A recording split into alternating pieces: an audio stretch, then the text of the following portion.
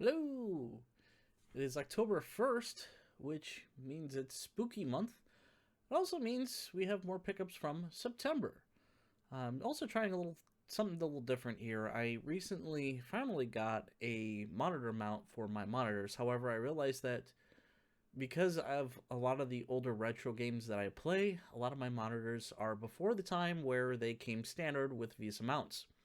So a lot of mine, or two out of the three monitors I have, my two PC monitors and my gaming monitor uh, don't have only one of them actually has a way of being mounted, which is what you're kind of looking at now. I have the camera up there, and I kind of cleaned up some space around here, which gives me a lot more desk space to kind of put stuff, get some lifted up a little bit.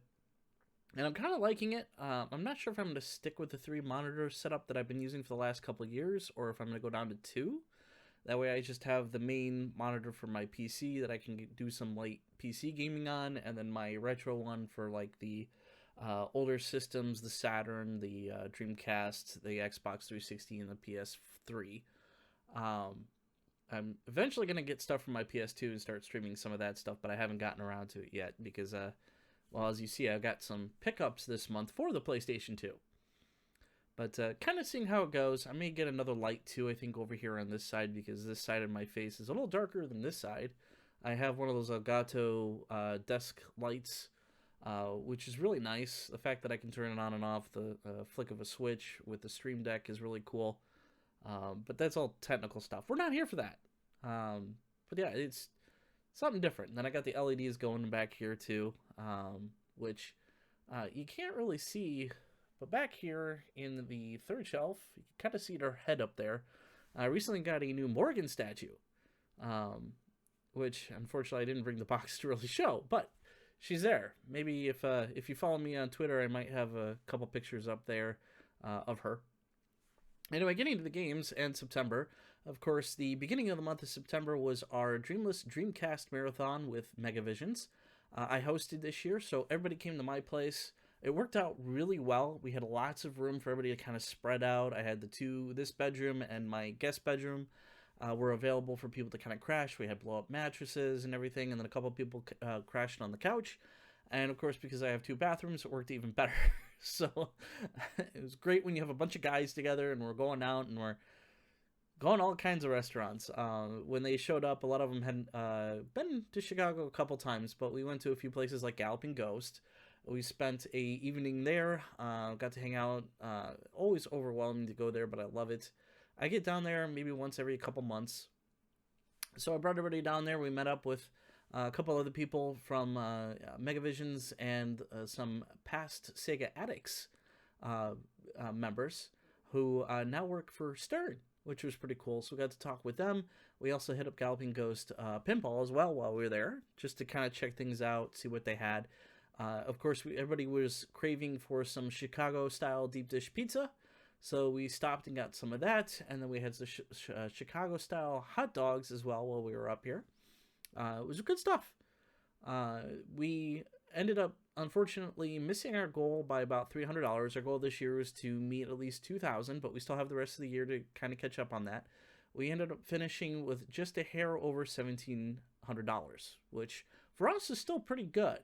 But we streamed for about 24 hours, all Dreamcast stuff. If you're interested, the VODs should be up soon. Otherwise, if they're still up on the Twitch channel, you can check that out.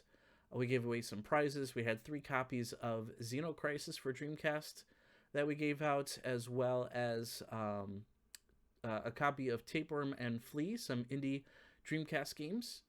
People were excited, plus we had codes from Sega, so we had stuff for like Super Monkey Ball, Bayonetta, Sonic Mania, all those. Thanks to Sega for sending out those codes to us.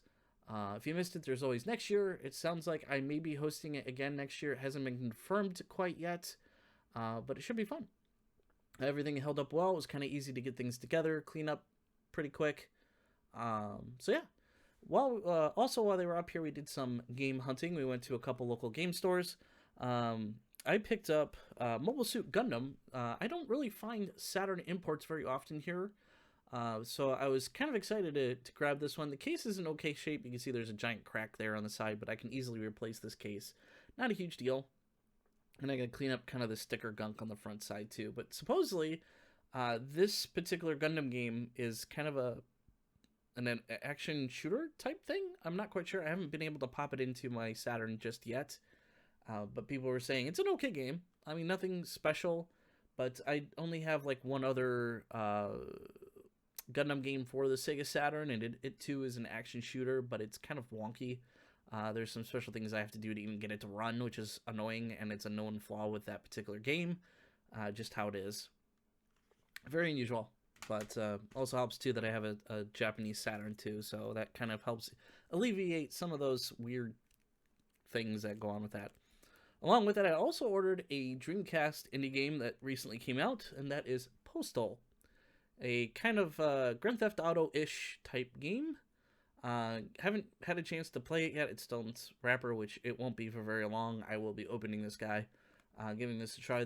I may also, I don't know if I can actually stream this or not.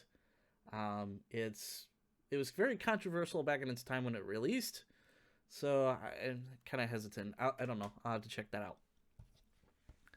Let's see here. I want to save that.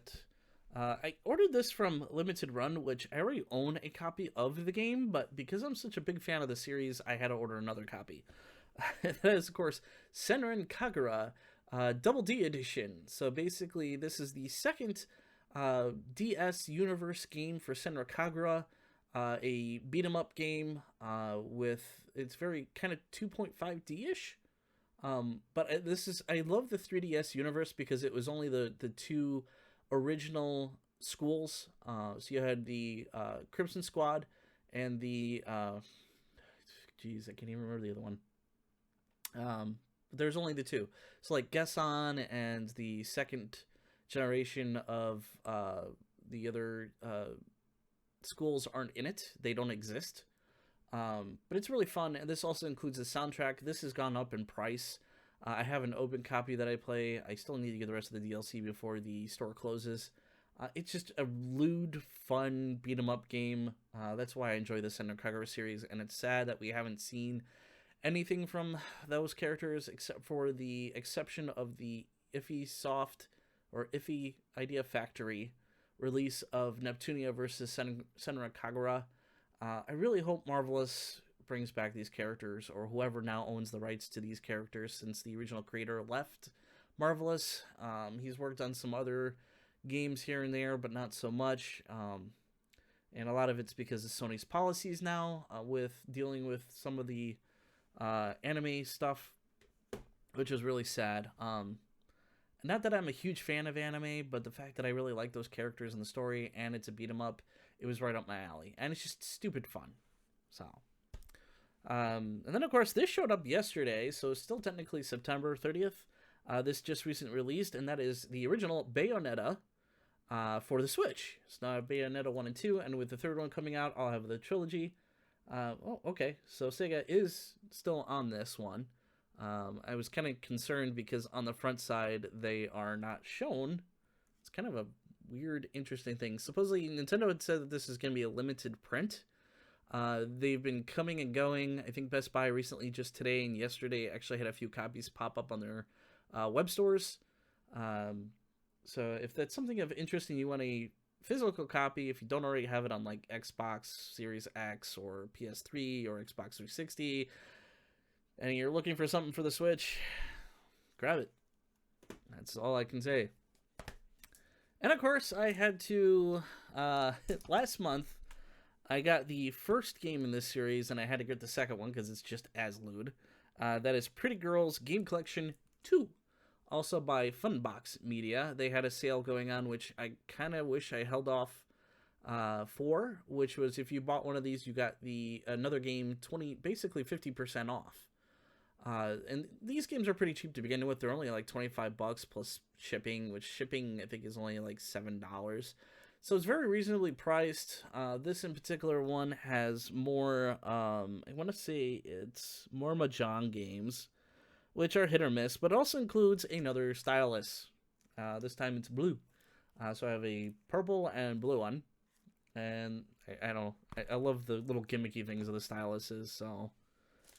Of course, I had to pick up some Vita games, And these are 2 more off my list that I've been wanting for some time. I finally just bit the bullet and got it. One of them I've been eyeing for almost 2 months, debating if I wanted to get it. And then, of course, as usual, finances and bills and all that stuff came up. So I was like, oh, I'll hold off. Maybe if it's still there, I'll look at it again. And it still sat there. And it came down a couple dollars than what the guy was originally asking for.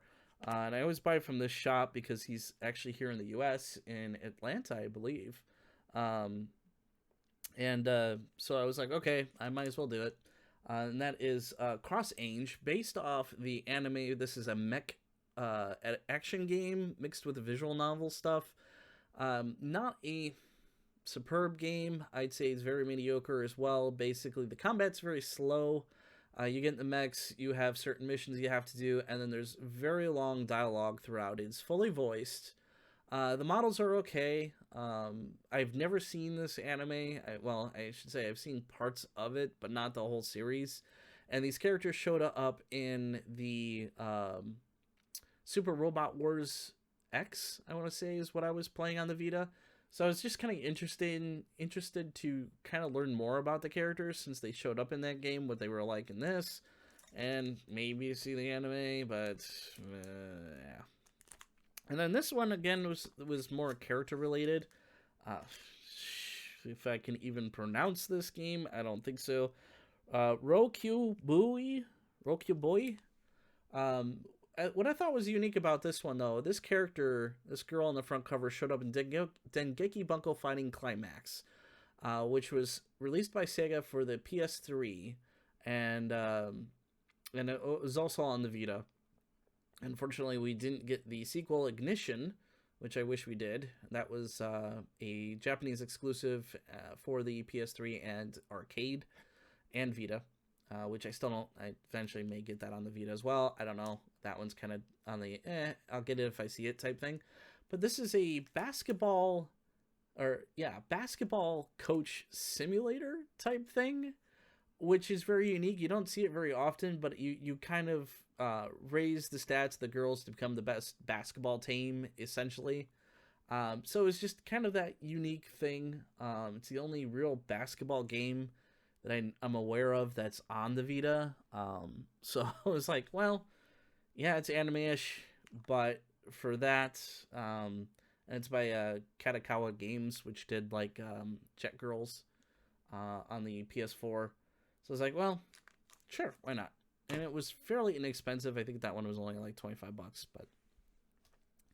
And then a few weeks back, or actually, was it last week? 2 weeks ago. I can't remember now. I did a little trip to Wisconsin and did what Tiger Chainsaw calls the Silk Road, I guess, as part of that. Unfortunately, it was his birthday, so he couldn't join us, but I went with Chris Pico, the old-ass retro gamer, Captain Algebra, and Ryan, who was part of the Cartridge Club. My first time meeting him. And we just traveled up. We went all the way up to Appleton, Wisconsin. We first hit an area in Milwaukee is where we started. Went up to Sheboygan, Wisconsin, and then Appleton, and hit a bunch of stuff up there. And there's this store called Press Start. I mean, we went to like Freak Toys, which is really an amazing store in Sheboygan. And they're mostly like toys, but they also had like video game stuff too, which is this massive store, a bunch of like old 80s toys, 90s toys. Really kind of cool, very nostalgic. The prices were okay. Then we went to like Press Start, which is where these games I got came from. Very clean store. They had some imports and some other things I was kind of looking for, and we hit some other stores along the way. I can't remember the names of all of them. And of course, we made a trip to Pizza Ranch for lunch. But as far as the pickups go, I ended up grabbing, and this had been kind of on my want list for some time. I don't pick up PlayStation 2 games very often, but I got Headhunter, which was an action game that was at one point in time exclusive to the European and Japanese Dreamcast. And it came out here on the PlayStation 2 in the US. So I just wanted to try the game. I hear it's not as good as on the Dreamcast just because of the unique controller and all that stuff. But it was just on my list and it was super cheap. I think this was only like $8. So I grabbed that. And then I grabbed its sequel, Headhunter Redemption, which was also published by Sega. which I believe this was exclusive to the PlayStation 2. I don't recall it actually being on the original Xbox. Maybe I'm wrong. If it is, I'm going to hunt for it. But I was like, well, I have the original, might as well pick up the sequel. I'm not sure really what the difference is between the two because I haven't really looked up video on the second one very much. But I thought, might as well get it. This was only like $10. So, cool. And then my priciest pickup that I got, and I couldn't believe that this Press Start Play place had this. Because they had some other little Japanese imports, and so they had it behind a glass case and all that, where all their expensive big name games that are popular everybody's hunting for. But this one was well under the price I see it go for online. This is like a $100 Dreamcast game because it's exclusive to the Dreamcast and the arcade for the Naomi, which is where I played it originally because I was like, well, I'll probably never get this on the Dreamcast. Lo and behold, that is Cosmic Smash. And this is a very arcadey, kind of like a badminton tennis game where you basically smack a ball into colored blocks and you're timed to kind of eliminate the blocks and then you move on. The Naomi game was pretty straightforward. I mean, I don't feel that this would be too difficult to play without knowing a whole lot of Japanese. I mean, you hit a ball and you're timed. That's all I can think of. Again, this is one I haven't had a chance to put into the Dreamcast just yet. But the other unique thing, of course, is because it comes in this DVD-style case with the DVD-style manual. And as far as I know, this is the only version that released. And again, it's a direct port of the arcade version. So I thought that was super cool. I got that for probably 25% off of what it really goes for online. So I was like, I'll probably never see it for that price again, so I should probably grab it. There's a couple of the games I wanted to. In particular, it was a Sega Bass Dual Fishing collection that was on the PlayStation 2, and Captain Algebra kind of talked me out of it, which I kind of regret. I should have grabbed it, not paid attention to him, because I know he was just pulling my leg. But, yeah, it was just one of those weird things, and I thought it was funny because that's what Scotty ended up picking up at one of the local stores here for super cheap. And I was like, oh, those bass fishing games are actually kind of fun. I mean, any game that gives you Sonic as a lure that you can throw in the water and have a fish bite at it, it's okay in my book. Lastly, we have another limited run release here, and that is for the Bloodrayne 1 and 2 revamped. This is based off the remasters that were put up on Steam a couple years back. I had been waiting for this for a very long time.